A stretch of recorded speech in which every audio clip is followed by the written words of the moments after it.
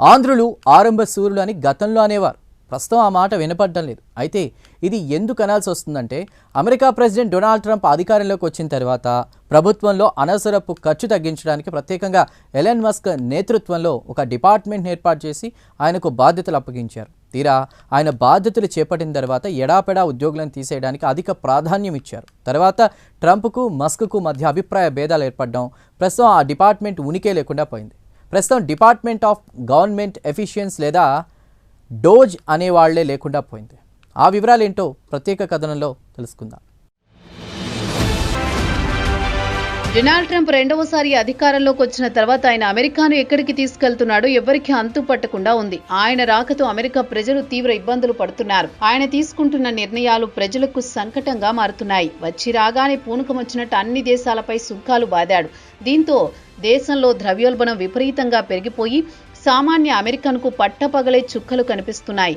నిత్యావసర ధరలు విపరీతంగా పెరిగిపోయాయి. దాని ప్రభావం ఇటీవల ముగిసిన న్యూయార్క్ మేయర్ ఎన్నికతో పాటు న్యూజెర్సీ చీఫ్గా నియమించారు.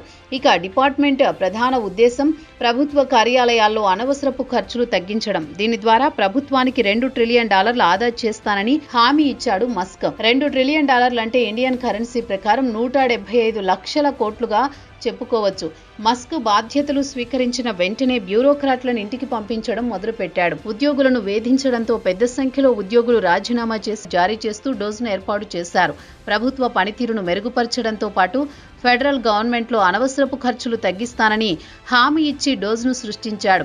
గత ఏడాది అక్టోబర్లో ఎన్నికల సమయంలో ట్రంప్ బాధ్యతలు చేపట్టిన వెంటనే $2 ట్రిలియన్ ప్రభుత్వ వ్యయాన్ని తగ్గిస్తానని హామీ ఇచ్చాడు. ఫెడరల్ గవర్నమెంట్ బడ్జెట్లో $2 ట్రిలియన్ అంటే 3వ వంతు వరకు ఉంటుంది. ట్రంప్ వచ్చి రాగానే నానా హడావుడి చేసి ఏడాది జనవరిలో డోజ్ను ప్రారంభించారు. దానికి మస్క్ను చీఫ్ను చేశారు. సోషల్ మీడియా వెబ్సైట్ ఎక్స్లో ఆయన ఇంటర్వ్యూ కాస్త $2 ట్రిలియన్ డోజ్ పనిచేయడం లేదని చెప్పకపోయినా ఇటీవల కాలంలో అనధికారికంగానే డోజ్ పనిచేయడం లేదని చెబుతున్నారు.